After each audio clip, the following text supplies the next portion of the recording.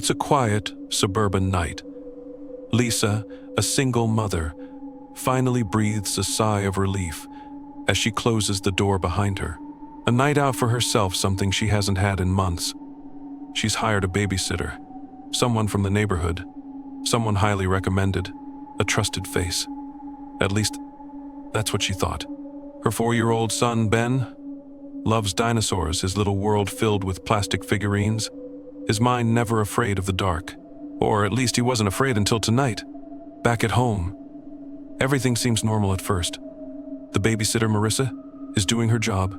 The quiet hum of the television, the soft lull of Ben's bedtime routine, but then things begin to shift. Late into the night, the baby monitor begins picking up static, faint whispering, voices that shouldn't be there. Lisa brushes it off as interference. Maybe it's just the equipment. But then Ben says something when she gets home, something that makes her blood run cold. Ben, in his innocence, points to a corner of the room, a place where no one stands, a space that no one's ever stood. Lisa tries to laugh it off, thinking it's just his imagination. But the babysitter's eyes? They shift, nervous, avoiding the question. Marissa seems too interested in the child's schedule. She asks Lisa a little too much about Ben's bedtime, his favorite toys, his routine.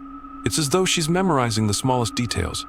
But it's not until Lisa is cleaning Ben's room a few days later that she stumbles upon something she wasn't expecting. Hidden cameras. Small, discreet devices placed in corners of the room, ones she never installed. And yet, there they were, silently watching. Lisa confronts Marissa and the babysitter reacts strangely, nervously. She avoids eye contact, her voice trembling as she stammers an explanation that doesn't make sense. Lisa can't shake the feeling that something is terribly wrong. Then the neighbor speaks up. A casual mention, a story told without much thought. She saw Marissa talking to a man in a black hoodie standing outside the house just a few nights ago. Marissa quits suddenly right after, disappears without a trace, no explanation, just an eerie silence. Lisa, still shaken, calls the police. They investigate, following up on her story. What they uncover is far darker than she could ever imagine. Marissa hadn't just been watching Ben. She'd been sending live footage of his room to a deep web chat room, a room filled with strangers, watching the most intimate moments of a child's life. The babysitter was just one piece of the puzzle. Then they find something more chilling. A car had been seen circling the house the night before. It had been waiting for something. And just like that, it was over. The babysitter was gone, but the terror lingered. Lisa moves away, far from the home that was once supposed to be her sanctuary. But no matter how far she goes, the past never seems to stay behind. There's a man in the corner. Once you know the truth, can you ever escape it? How do you really know who's watching?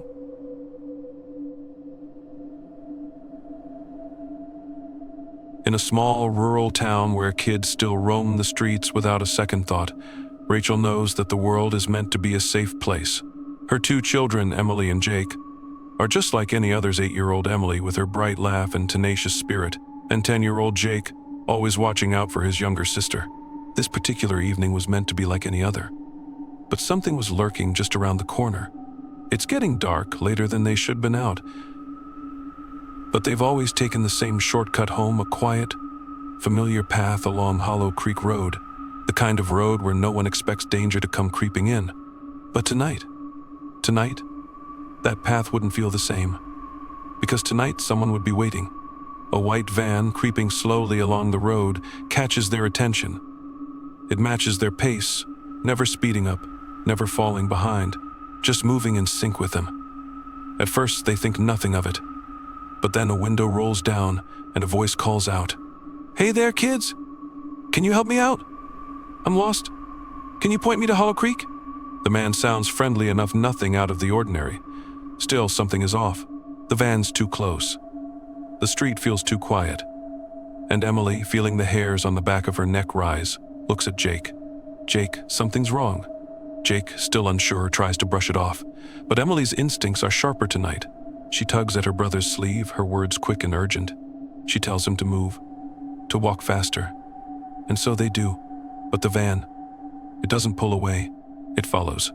They try to lose it, cutting through a neighbor's yard, taking a different route. But the van? It's not giving up. It circles around, slowly at first, then faster. Then, they hear something that makes their blood run cold. Where are they? Someone is in the back of the van. And that second voice, quiet and sinister, is more than they can handle. Emily's heart races, her breath comes in short bursts. She looks at Jake. Jake stumbles. He trips over a rock hidden in the grass, and for a split second, the van door slides open. A man steps out, his face obscured by the dim light. But one thing is clear, he's wearing gloves. It's too close now. Too real. The door opens wider.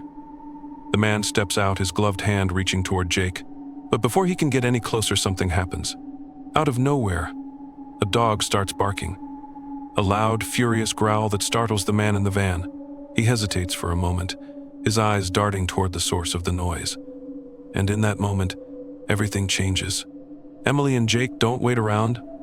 They bolt, running faster than they ever have before, hearts pounding, feet flying across the gravel. They make it to their house, and without a second thought, Rachel calls the police. Rachel tells them everything. But what the police find next only deepens the mystery. Surveillance footage later reveals something that no one had expected. The van had been circling their neighborhood for days, creeping down the same streets, stopping, waiting, watching. Even more chilling, though, is what they find later. A missing child's bicycle, abandoned in a wooded area, miles away from where Emily and Jake had been. It's a clue, a warning. The van was never caught, the man never found. The children shaken had escaped by nothing but luck. What would have happened if that dog hadn't barked? What if they hadn't gotten away in time? Sometimes the difference between safety and tragedy is a moment, a sound, a choice. How much luck do we really have when danger is waiting just outside?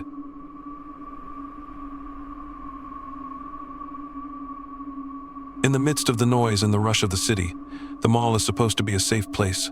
For James, a father spending his afternoon shopping with his 6-year-old daughter Maddie, it's just another ordinary day, a quiet moment of bonding. But in the blink of an eye, everything changes. James, distracted by a sudden buzz on his phone, lets go of Maddie's hand for just a second, a split second. When he looks up, she's gone. The bustling mall, once full of life, suddenly feels empty. He spins around, his heart pounding. Maddie's not there. His breath catches in his throat and panic sets in immediately. He calls her name, but it's drowned out by the sounds of the crowd. James searches the aisles in a frenzy. He checks every corner, every shop. But there's no sign of her. He calls mall security, his voice trembling with fear. Security cameras are reviewed, and that's when they spot something. A store employee swears they saw a woman smiling, holding Maddie's hand and leading her away. But who was she? Why would a stranger take Maddie? James doesn't waste time. He feels the minutes slipping away, his anxiety rising as he sees Maddie being led away by someone he doesn't recognize. Panic seeps in deeper. Time seems to stretch, every second feeling like an eternity. The mall security team works quickly, but James feels helpless. They comb through the footage, hoping for a clue, anything, and that's when they catch it. On the footage, a masked figure hands Maddie off to another person. They're quick, their movements deliberate. Another person? A plan in motion? The figures, hidden behind shadows and masks, seem to know exactly what they're doing. James watches helplessly, the realization dawning his daughter is in the hands of someone with a plan. After what feels like an eternity of searching, they finally find Maddie. She's in a restroom stall, crying, alone. Her hair is cut short. Her clothes are different. She's shaken, but she's safe. James rushes to her, his heart pounding in his chest.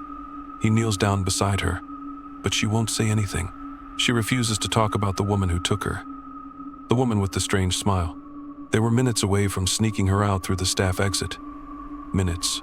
The plan was almost complete. The mall footage later reveals a chilling truth. The abductors had been following James and Maddie from the moment they entered the mall. They knew exactly when to strike. They had planned everything. Every move. Every second. Maddie, physically unharmed, is returned to her father. But her mind, her spirit, that's a different story. She can't talk about what happened. Not yet. Her mind may heal. But what about the others? How many children were never found in time? How many others didn't make it out? How many signs did we miss? Would you have noticed them in time? The worst horrors don't always come from ghosts. Sometimes the scariest thing isn't the monster you can see, but the one you never notice, the one that slips through the cracks, waiting in the shadows. Watching, waiting, the one that could be closer than you think. Sometimes the scariest thing is knowing how close the danger was and never seeing it coming. If you found this chilling, hit the like button. Your support helps keep the truth out there. Stay safe, stay aware, and if you dare, subscribe for more true horror.